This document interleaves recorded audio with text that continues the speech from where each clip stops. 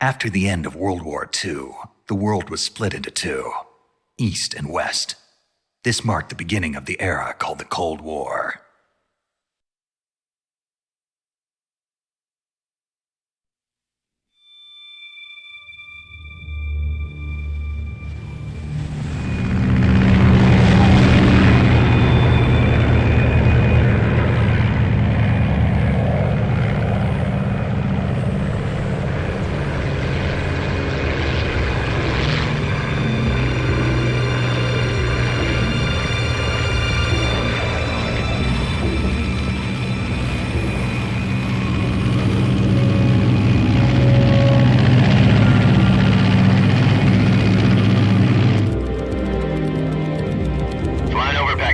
Altitude 30,000 feet. Approaching Soviet airspace. 20 minutes to drop off. Commencing internal depressurization. Equipment check. Arm main parachute. All right. You ready to go? Drop zone still showing a high pressure mass. Cav okay. Good. We've got high visibility.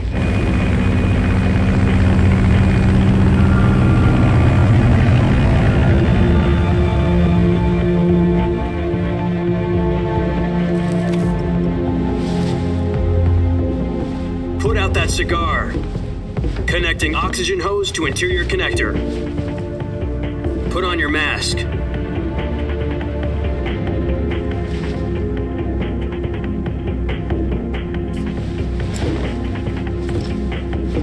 Does this panty waste know what he's doing? Approaching release point. 10 minutes to drop off. Hey, are you deaf? He said put out the cigar and put on your mask.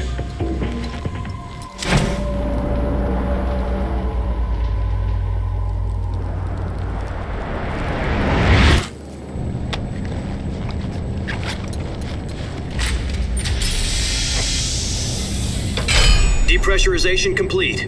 Checking oxygen supply. 6 minutes to drop off. Opening rear hatch.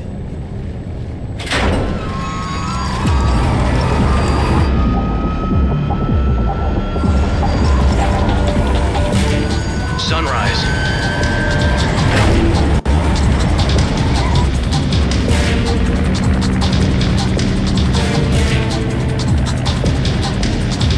External temperature minus 46 degrees Celsius. 2 minutes to drop off. Stand up. You'll be falling at 130 miles per hour.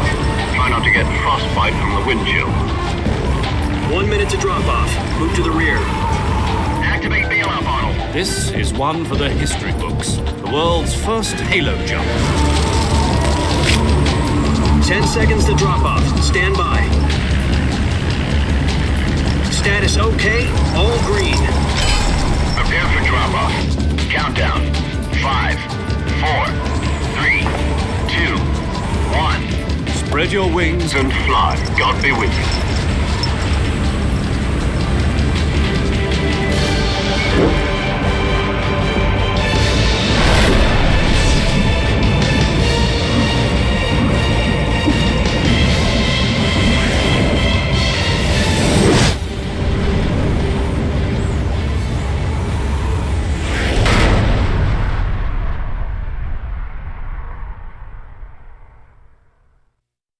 Jack, I've got some important news. The head of the CIA has finally given us the green light for the virtuous mission. Virtual mission? No, the virtuous mission. The future of our Fox unit depends on it. If it succeeds, we'll be officially organized into a unit. Virtuous mission? Sounds like some kind of initiation ritual. You know, don't get cocky. This isn't a training op. Right. So what exactly is this wonderful mission? Well, about 2 years ago, a certain Soviet scientist requested asylum in the West through one of our moles. His name is Nikolai Stepanovich Sokolov. He's head of the OKB-754 Design Bureau, one of the Soviets' top-secret weapon research facilities, and the East's foremost expert on weapons development.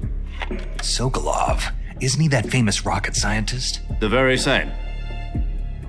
On April the 12th, 1961, the Soviets achieved the first manned spaceflight in history. The Earth was blue, but there was no God. Well spoken. The rocket that carried Yuri Gagarin to orbit was the A-1, known as the Vostok rocket. Sokolov is said to be the man most responsible for the multi-engine cluster used in that rocket. After Gagarin's flight, Sokolov left rocket development to become the head of the newly established Design Bureau. From a lowly technician to head of a design bureau, that's quite a success story, so why do you want to defect? It seems he'd become afraid of his own creations. Afraid? Call it a crisis of conscience. And for that, he left his country and his family behind and went over the fence? Not exactly. One of his conditions was that his family was also to be taken safely to the west.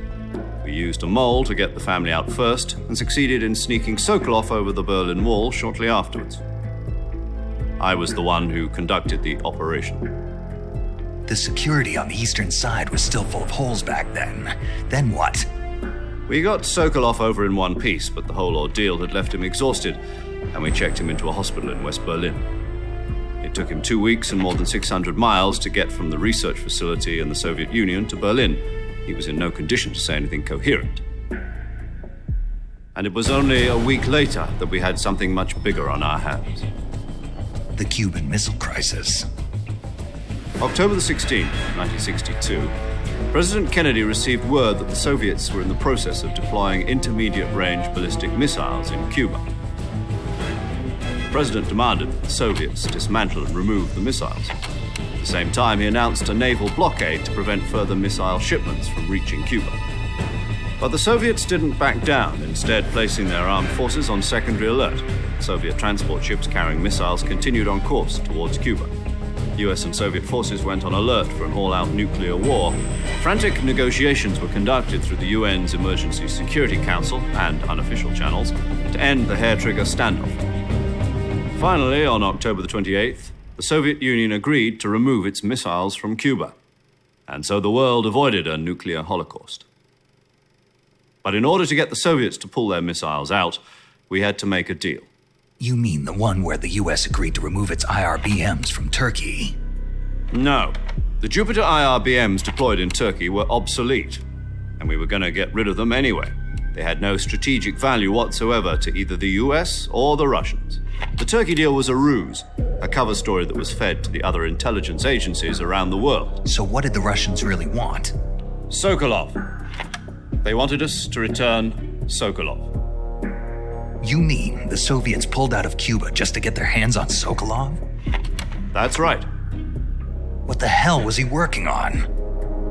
At the time, we had no idea. We were running out of time. It was either give up Sokolov or risk full-scale nuclear war. In the end, we had no choice. President Kennedy gave in to Khrushchev's demand. The next day, I got Sokolov out of the hospital, handing him over to agents on the eastern side. Sokolov kept on screaming, "Save me," until he disappeared from my sight. Then a month ago, we received some new information from one of our moles. About Sokolov?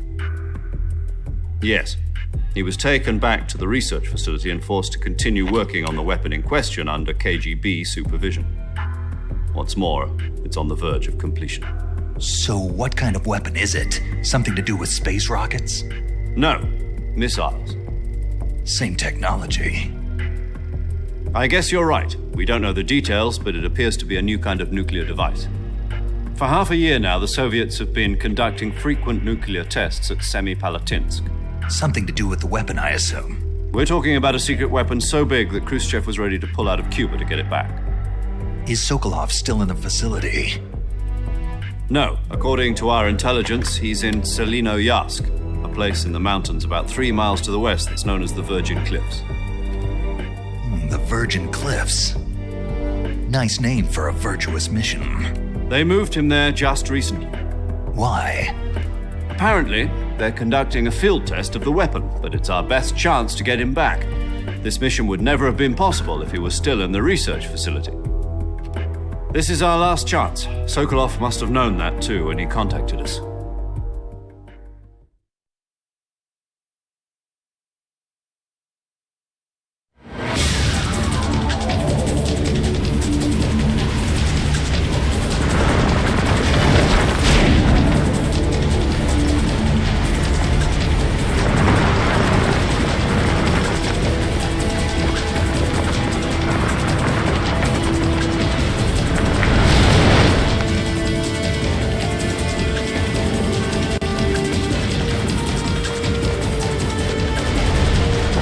Jack. Your mission is to infiltrate Selino-Yask in the Soviet mountains, ensure the safety of Sokolov, and bring him back to the West.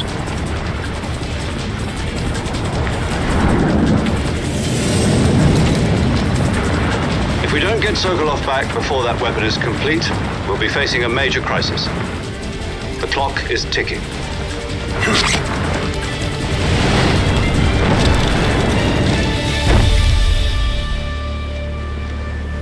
Once we've confirmed the rescue of Sokolov, stand by at the recovery point. A recovery balloon will be dropped at that point. Helium will be pumped into the balloon to inflate it. The process takes about 20 minutes. Once it's complete, the gunship's arm will latch onto the balloon and pull it up. The Fulton surface-to-air recovery system. I'm familiar with the theory. Take it easy.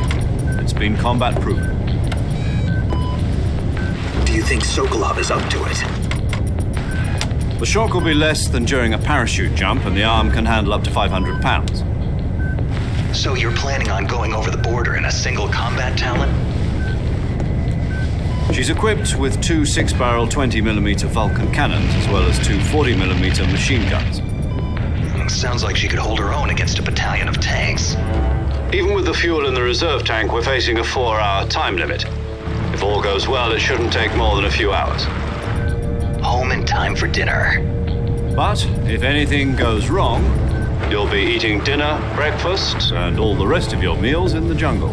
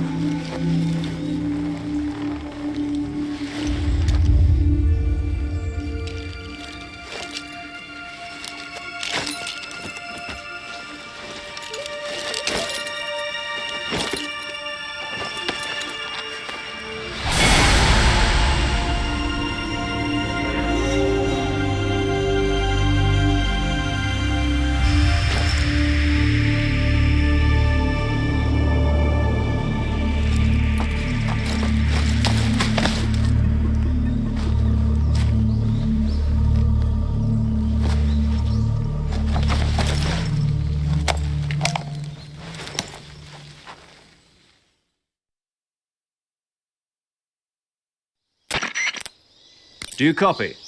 You're already in enemy territory, and somebody might be listening in. From here on out, we'll be using code names to refer to each other. Your code name for this mission will be Naked Snake. I'll be referring to you as Snake from now on. You're not to mention your real name. Snake? What, you don't like snakes? What do you mean? You've eaten one before, haven't you? In survival training. I'm glad to hear that. I don't know if I'd ever order one in a restaurant, but... Be careful, you might not have a choice. What about you, Major? What should I call you? Let's see. I'll be Tom. Call me Major Tom. This will be a sneaking mission. You must not be seen by the enemy. You must leave no trace of your presence. Is that clear? This kind of infiltration is the Fox unit's speciality. In other words, weapons and equipment are procured on site. That goes for food as well. You're completely naked, just as your name implies. Great. Now I see why you asked me if I like snakes. I suppose calling me Snake was your idea of a joke, too. No. There's a good reason for that. I'll tell you later when the time is right. Gotcha. Getting back to the subject, how exactly am I supposed to feed myself? You've been issued a knife and a tranquilizer gun. Use them to hunt for food. You'll also find some medical supplies in your backpack. Yeah, about the backpack. I lost it in a tree on the way down. I see. Well, you'd better go back and get it then. You know where it is? No problem. I can see it from here. It's stuck on a branch. To climb a tree, stand in front of a tree that's covered in ivy and press the action button. I'll be monitoring your progress over the radio. We can't risk violating Soviet airspace, but I'll be in the gunship. My frequency is 140.85. I'll give you a call if I need to talk to you. If you need to talk to me, use the send function. Okay, Snake, go get your backpack.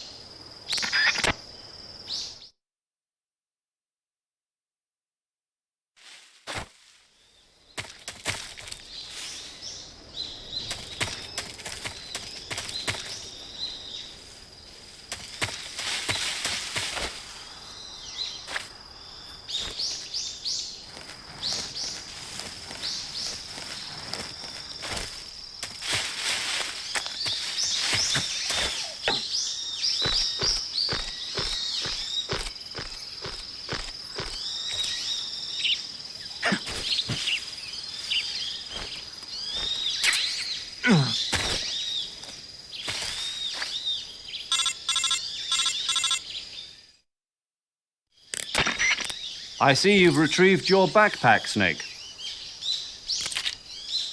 To equip a weapon, it's necessary to take it out of your backpack.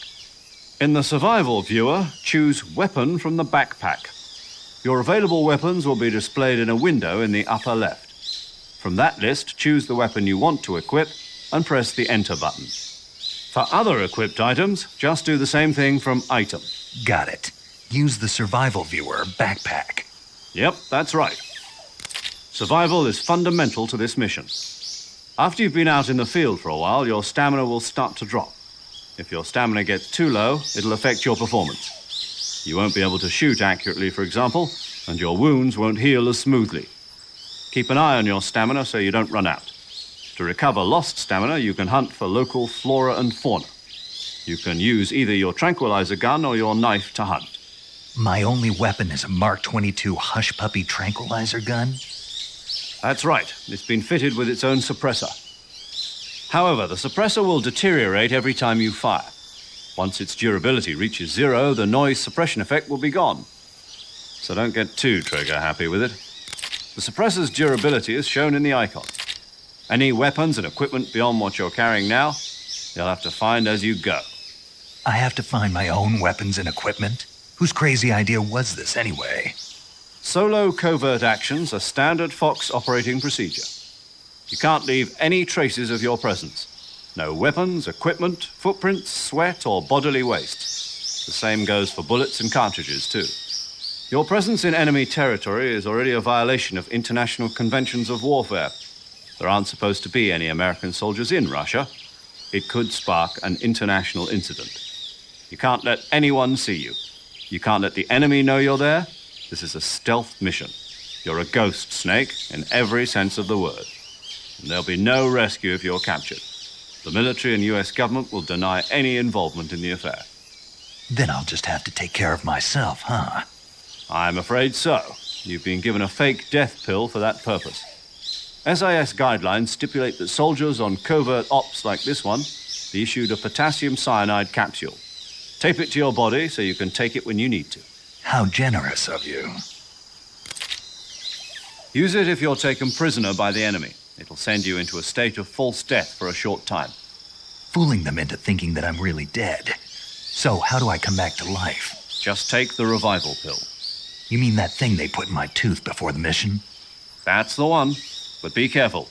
If you remain in a state of false death for too long, nothing will be able to bring you back. Remember that. I'll keep it in mind. You said this was a solo mission, right? Right. I guess that means I can't count on any reinforcements. Correct. The mission rests entirely in your hands. A real one-man army. Relax. There's a support team ready to back you up over the radio. Who? I'll introduce them to you. This time, survival is of utmost importance. The first member of the support team will be in charge of monitoring your physical condition, acting as a medic, so to speak, as well as recording your mission data. She's a member of Fox as well, and she's here on the gunship with me. She? Hello, Snake. I'm paramedic. Nice to meet you. Paramedic. as in a medic who comes in by parachute. Aren't you going to tell me your real name? Are you going to tell me yours, Mr. Snake? My name, huh? It's John Doe. And they call you Jack for short. You're a regular Captain Nemo. A name means nothing on the battlefield. After a week, no one has a name. What's your name? Jane Doe. Very funny. I wasn't joking, but I'll tell you my name only if you manage to make it back alive. My frequency is 145.73. She's also in charge of recording your mission data. Whenever you want to save, send a message over the reserved save frequency, 140.96. So saving lets me record my mission data. That's right. It also records the state of your health. Good to know. There's one more person I want to introduce you to, Snake. Huh? Speaking of snakes, you remember the boss, don't you? A legendary soldier and your mentor. Actually, it was the boss that got the DCI's authorization in the first place. She's going to be serving as Fox's mission advisor. The boss is? She also helped me plan this mission. She and I were at SAS together. Jack, is that you? How many years has it been? Boss? That's right. It's me. Talk to me. Let me hear your voice. It's been 5 years, 72 days, and 18 hours. You've lost weight. You can tell just by the sound of my voice. Of course I can. I know all about you. Really? Well, I don't know anything about you. What's that supposed to mean? Why'd you disappear on me all of a sudden? I was on a top-secret mission. You didn't need me anymore. But there were still so many things I wanted you to teach me. No, I taught you everything you needed to know about fighting techniques. I taught you all I could. The rest you needed to learn on your own. Techniques, sure. But what about how to think like a soldier? How to think like a soldier? I can't teach you that. A soldier needs to be strong in spirit, body, and technique. And the only thing you can learn from someone else is technique. In fact, technique doesn't even matter. What's most important is spirit. Spirit and body are like two sides of a single coin. They're the same thing. I can't teach you how to think. You'll just have to figure it out for yourself. Listen to me, Jack. Just because soldiers are on the same side right now doesn't mean they always will be. Having personal feelings about your comrades is one of the worst sins you can commit. Politics determine who you face on the battlefield. And politics are a living thing. They change along with the times. Yesterday's good might be tomorrow's evil. Is that why you abandoned me? No, it had nothing to do with you. I already told you, Jack. I was on a top-secret mission. A soldier has to follow whatever orders he's given. It's not his place to question why. But you're looking for a reason to fight. You are a natural-born fighter, but you're not quite a soldier. A soldier is a political tool, nothing more. That's doubly true if he's a career soldier. Right and wrong have no place in his mission. He has no enemies and no friends. Only the mission. You follow the orders you're given. That's what being a soldier is. I do whatever I have to get the job done. I don't think about politics. That's not the same thing. Sooner or later, your conscience is going to bother you. In the end, you have to choose whether you're going to live as a soldier or just another man with a gun. There's a saying in the Orient, loyalty to the end. Do you know what it means? Being patriotic. It means devoting yourself to your country. I follow the president and the top brass. I'm ready to die for them if necessary. The president and the top brass won't be there forever. Once their terms are up, others will take their place. I follow the will of the leader, no matter who's in charge. People aren't the ones who dictate the missions. Then who does? The times. People's values change over time, and so do the leaders of a country. So there's no such thing as an enemy in absolute terms. The enemies we fight are only enemies in relative terms, constantly changing with the times.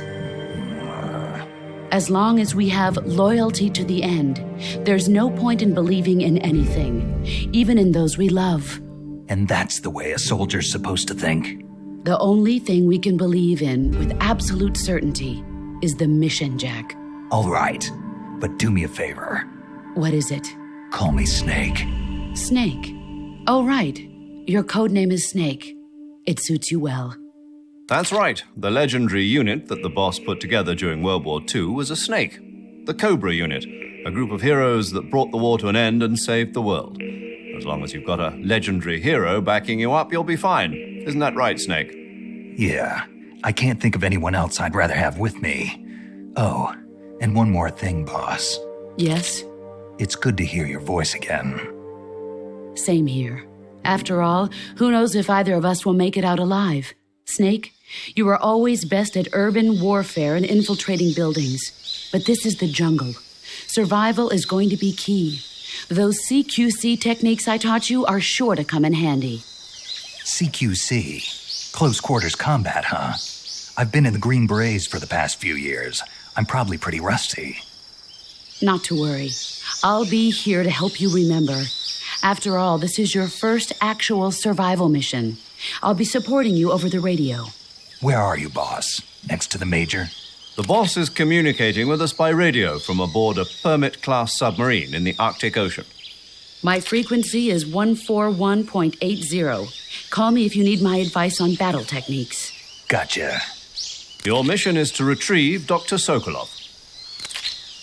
Dr. Sokolov is being held in an abandoned factory located to the north of your current position. Avoid heavy combat and don't let anyone see you. Don't forget that this is a stealth mission.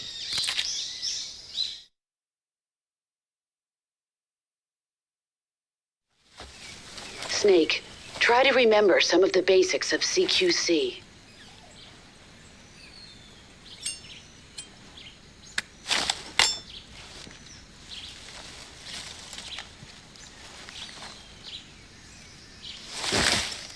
Commencing virtuous mission. Now,